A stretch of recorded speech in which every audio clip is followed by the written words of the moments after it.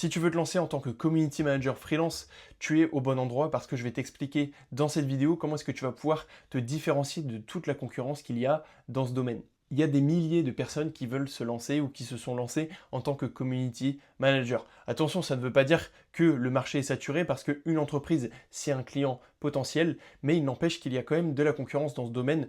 Le community management, c'est un domaine très intéressant, mais il faut que tu sois malin pour pouvoir te différencier de la masse et réussir à décrocher tes premiers clients rapidement. Comment est-ce qu'on va faire ça? Donc il va falloir avoir un positionnement précis. Qu'est-ce que c'est un positionnement précis? C'est donc en fait un positionnement qui te permettra d'être distingué, d'être perçu différemment dans l'esprit de tes potentiels clients. En fait, ils vont se dire que tu es différent de la masse et que tu es la personne qu'il leur faut parce que tu corresponds exactement au type de personne qu'ils cherchent. Comment faire ça? Premièrement, il va falloir que tu choisisses ta catégorie de clients. Donc il existe 3 catégories de clients.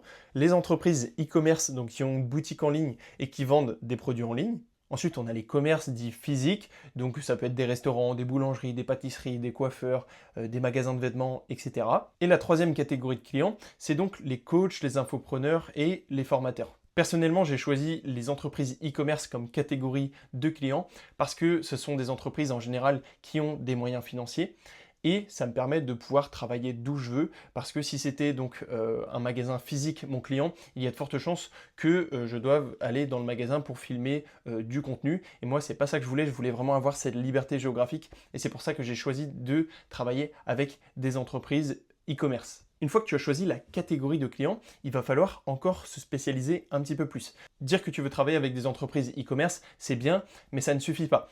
Il faut te spécialiser encore plus, c'est-à-dire que je pourrais me spécialiser et travailler uniquement avec les entreprises e-commerce du secteur des compléments alimentaires.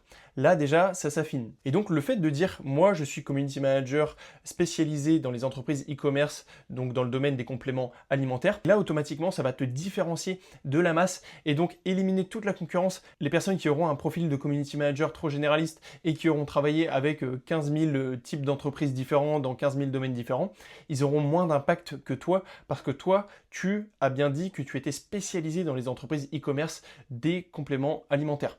Et donc là, la personne en face de toi, donc elle va se dire ah oui, il est carrément spécialisé dans ce domaine-là. Et là, forcément, ça apportera quelque chose en plus à ton profil et ça va te différencier de la concurrence. C'est très important de comprendre que chaque catégorie de clients, que ce soit les entreprises e-commerce, les commerces physiques ou les coachs, infopreneurs et formateurs, ont des objectifs différents.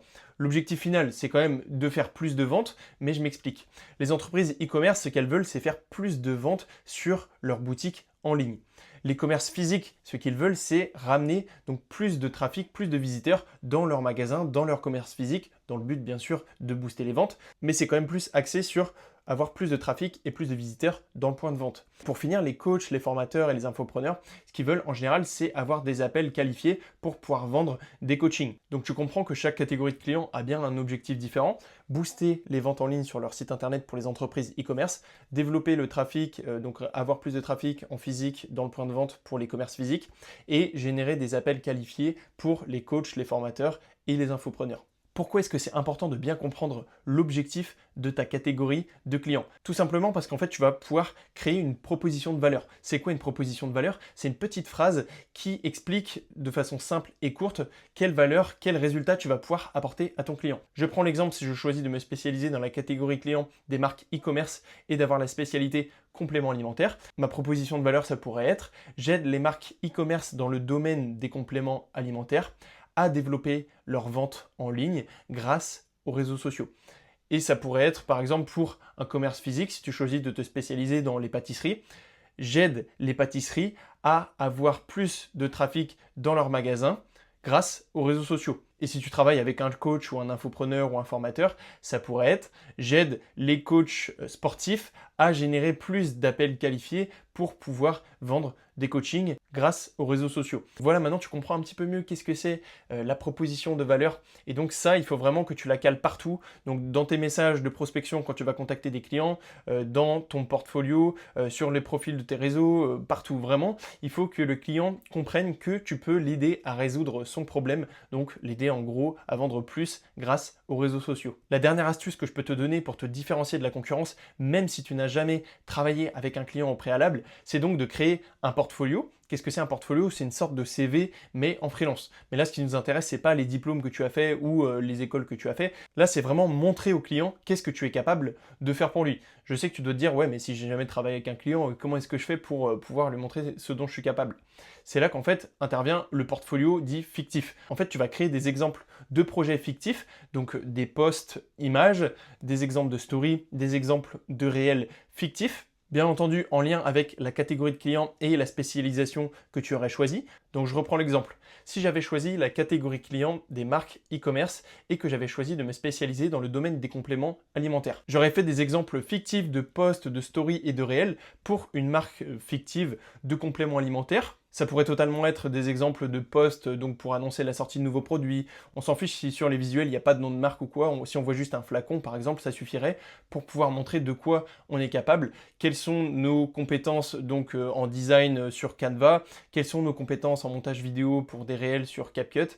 Et donc en fait on mettrait ces exemples de réalisation d'un projet fictif dans un portfolio. Et donc quand on ferait de la prospection et donc qu'on chercherait des nouveaux clients, on leur partagerait le lien de notre portfolio fictif dans lequel ils pourraient voir les exemples de réalisation fictifs qu'on a fait. Et là, on pourrait dire aux potentiels clients, donc quand on les contacte, veuillez trouver ci-joint donc mon portfolio avec des exemples fictifs que j'ai réalisés pour vous montrer ce dont je suis capable en termes de création de visuels et aussi de réels, donc les vidéos. Et le fait de créer ce portfolio fictif, ça aura vraiment un impact super fort parce que du coup, tu vas pouvoir te différencier de tous les autres community managers qui, comme toi, n'auraient pas d'expérience, mais qui n'auraient pas pris le temps de faire un portfolio. Et en plus, ton portfolio, il faudra bien le personnaliser en fonction de la catégorie client et de la spécialisation que tu as choisi. Donc par exemple, je reprends l'exemple, si c'était des commerces physiques, donc des salles de sport, eh bien il faudrait que ton portfolio, il ait une allure sportive, qu'il y ait des visuels avec des sportifs, que tu rappelles dans ton portfolio que tu es community manager spécialisé pour les salles de sport, etc. Je pense que tu as compris le principe du portfolio et pourquoi est-ce que c'est important de faire un portfolio fictif même si tu n'as jamais travaillé avec des clients et l'importance de personnaliser ton portfolio en fonction de la catégorie de clients et de la spécialisation que tu as choisie.